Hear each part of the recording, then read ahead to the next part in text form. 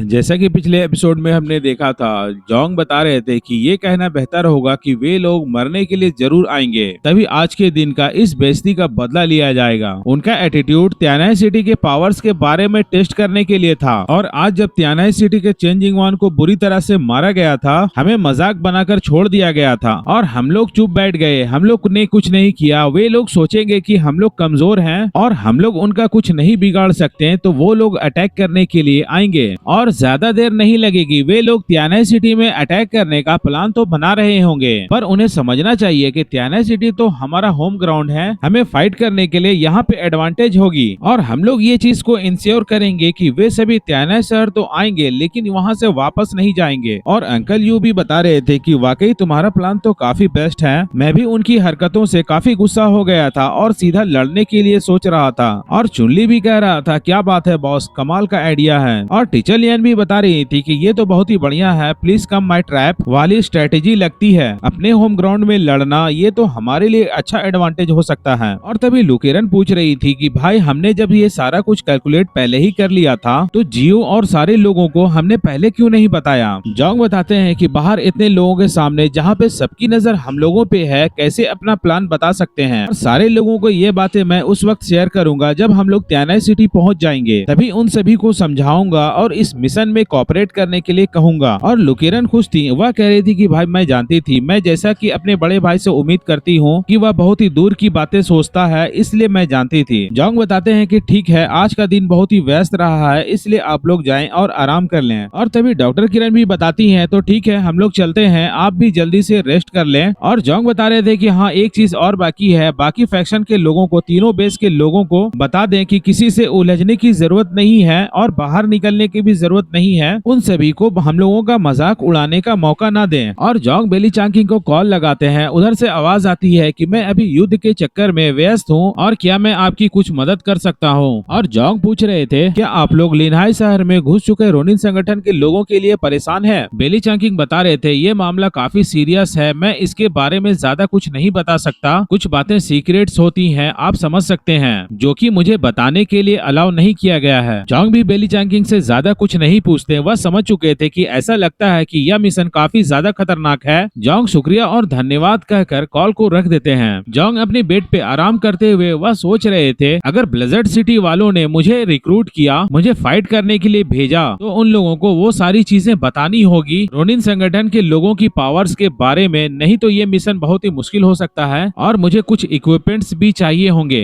तभी दरवाजे से डिंग डिंग बेल की साउंड आती है और कोई दरवाजे पे आया हुआ है। जोंग पूछता है कि कौन है। दूसरी तरफ से आवाज आती है, मैं चेंजिंग वन हूँ। और जोंग सोच रहे थे, ये इस वक्त यहाँ पे क्यों आया है, क्या ये टकला संजानमिंग से बदला लेने के लिए मुझसे कहेगा, और अगर ऐसा है तो मैं उसे दरवाजा तो खोलूंगा और उससे बात करूंगा, लेकिन 2-3 बातें बोलकर उसे वापस भेज दूंगा। और जोंग जब दरवाजा खोलते हैं तो देखते हैं कि चेंजिंग वन वह आया हुआ है और वह अकेला है, लेकिन अगले ही पल जोंग की आंखें शॉक में चली जाती हैं। उसने कुछ ऐसा देख लिया जिसे उसकी उम्मीद नहीं थी। चेंजिंग वन वह सीधे घुटनों पे आ जाता है और जोंग से कहता है कि आप हमारे चाओ बेस को अपने अंडर में ले लें। जोंग भी सोच रहे थे कि चेंजिंग वन को ये एहसास हो गया कि उसके हाथों में चाओ बेस आज नहीं तो कल वह बर्बाद हो जाएगा। उसकी पावर अभी उतनी नहीं है कि वह लीडर बन सके, और वह समझ चुके हैं कि सिर्फ मेरी पावर के साथ चाओ बेस को जिंदा रखा जा सकता है। अगर मैं चाओ बेस का बॉस बन जाता हूँ तो मुझे क्या मिलेगा, मुझे कुछ कर्मचारी मिलेंगे जो कि नेविगेशन और मछली पकड़ने में एक्सपर्ट हो सकते हैं, और मुझे बस इनका प्रोटेक्शन करना होगा ताकि कोई दूसरा बेस इन पे हमला ना करे। और अगर ऐसे देखा जाए तो ये डील काफी फायदेमंद हो सकती है। और चेंजिंग वन के मन में था कि कहीं जोंग मेरी बातों को इनकार न कर दे, उन्हें चाओ बेस पे इंटरेस्ट ना हुआ तो फिलहाल मेरे पास में कोई दूसरा ऑप्शन नहीं है, एक लास्ट उम्मीद जोंग है। जोंग कहते हैं कि आप सबसे पहले खड़े हो जाएं और सारी बातें मुझे पहले बताएं, आप इस वक्त क्या चाहते हैं। चेंजिंग वन वह मन में सोच रहा था कि जोंग ने इस वक्त मना नहीं किया, एक चांस है, उसे अभी भी मनाया जा सकता है। वह खड़ा हो जाता है और जोंग को बताने के लिए वह रूम के अंदर चला आता है। जोंग भी उसकी बातों को सुनना चाहता था, वह क्या कहना चाहता है। चेंजिंग वन बता रहे थे कि चाओ बेस में सबसे मजबूत हमारे बॉस बेडिंग आए थे, अब वह नहीं रहे हैं, उसके बाद मैं हूँ और मेरी पावर उतनी नहीं है कि मैं चाओ बेस को हैंडल कर सकूं। मैं उन्हें सुरक्षा प्रोवाइड नहीं कर सकता,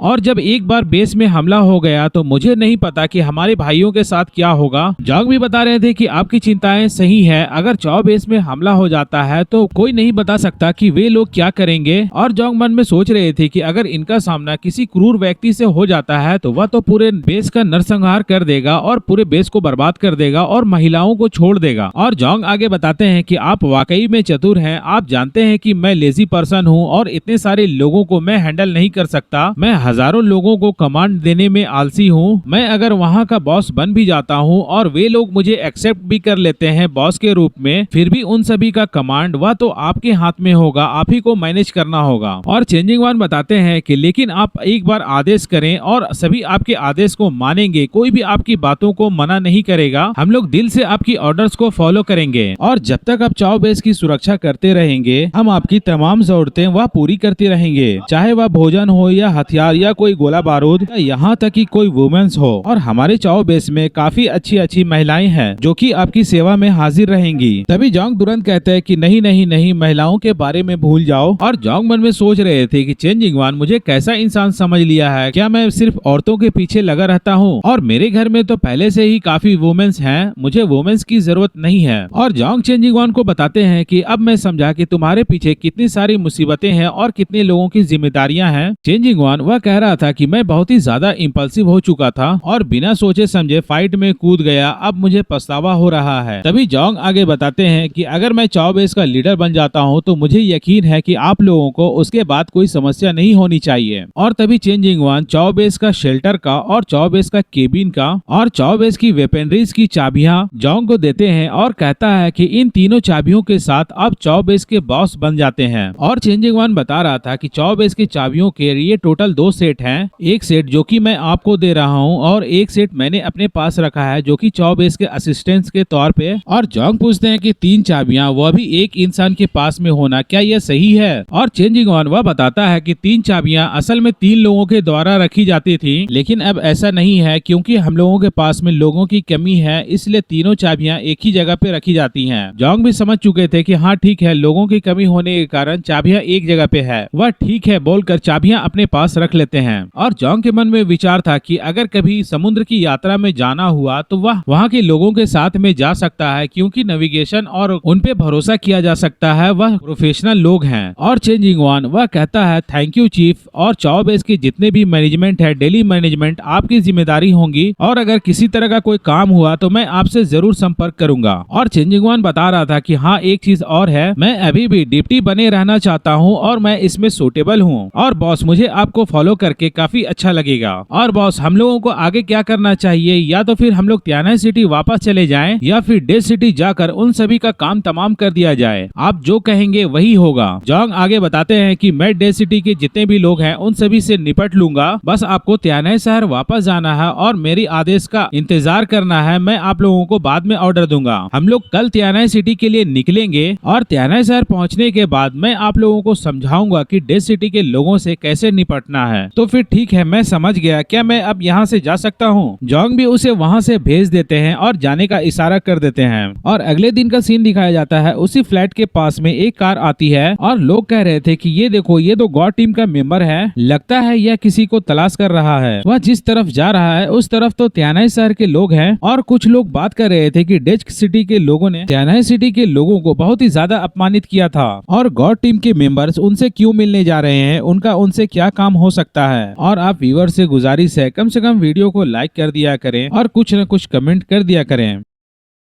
इससे आगे की स्टोरी और भी ज्यादा इंटरेस्टिंग होने वाली है। हमारे चैनल में बने रहें, लाइक करें, शेयर करें, सब्सक्राइब करें। अगर आप मुझसे कुछ कहना चाहते हैं तो कमेंट में कह सकते हैं, मैं आपका कमेंट पढ़ता हूं। इसी तरीके से हर 2 दिन में एक अपडेट वीडियो लाता रहता हूं। इस वीडियो को लास्ट तक देखने के लिए आपका शुक्रिया, धन्यवाद।